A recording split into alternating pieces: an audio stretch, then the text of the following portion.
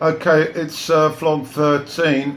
This is part 2, and in this second part I'm gonna have a look at sport, and maybe we'll slot in a little bit of music.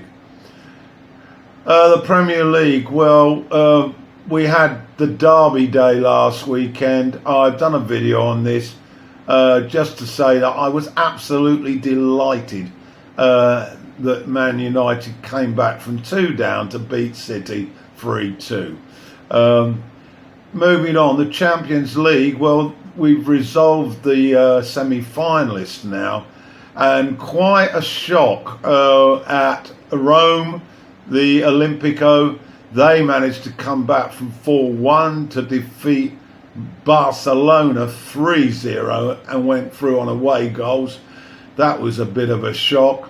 And there was a terrific game at the Bernabeu when Juventus pulled back a 3-goal deficit to level the tie. And then into the last minute, the English referee managed to award a very soft penalty for Real, which led to Buffon, the Juventus goalkeeper, getting sent off for foul and offensive language towards the referee. Typically and predictably, Cristiano Ronaldo stepped up to convert the penalty, so the holders, Real, are by the skin of their teeth into the semi-finals.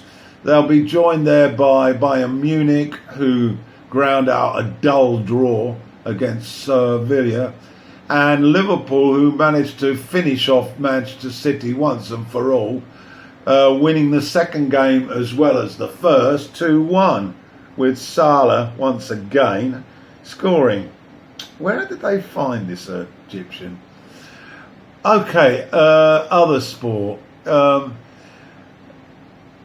NRL is very much part of my weekly viewing, and at the top of the pile after 5 rounds are the St George Dragons and the New Zealand Warriors. That's 5 out of 5.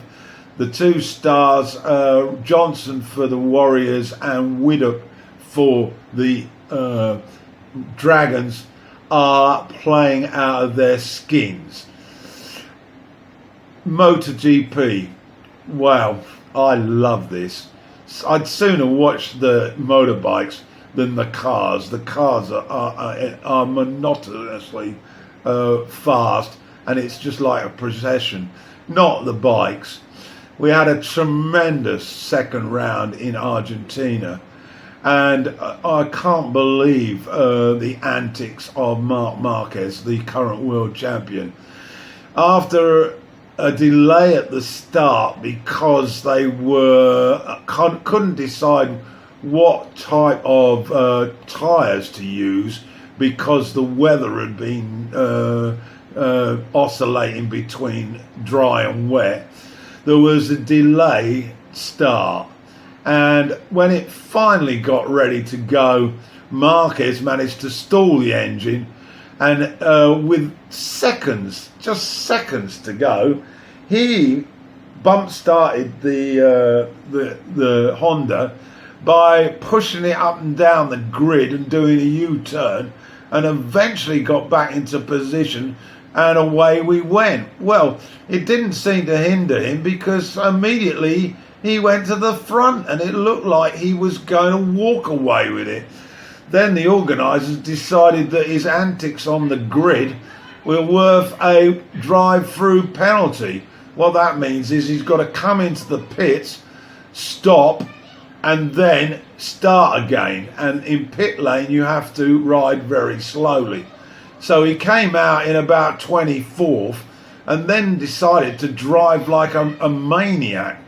Well, he managed to force one guy off the road. Then he got up to I think he got up to 8th, and his adversary, Valentino Rossi, was in front of him, and he tried to overtake him on a corner, and there was absolutely no room as he forced his way up the inside, and he touched Rossi, and Rossi ended up going to the side of the track and falling off. Well, after that, the actual race was quite boring, but it was eventually won by Cal Crutchlow, the British guy, who managed to outgun Zarco, the Frenchman, to the finish. And that was his third win. Marquez had another 30-second penalty to deal with and ended up out of the points in 16th, one ahead of Rossi in 17th. It's incredible. Okay, looking forward to the snooker, which starts next week, the World Championship at the Crucible. In the China Open, O'Sullivan managed to bow out meekly in the second round, 6-2, although he did deliver a 1-4-7 when he was 4-0 down. Absolutely amazing.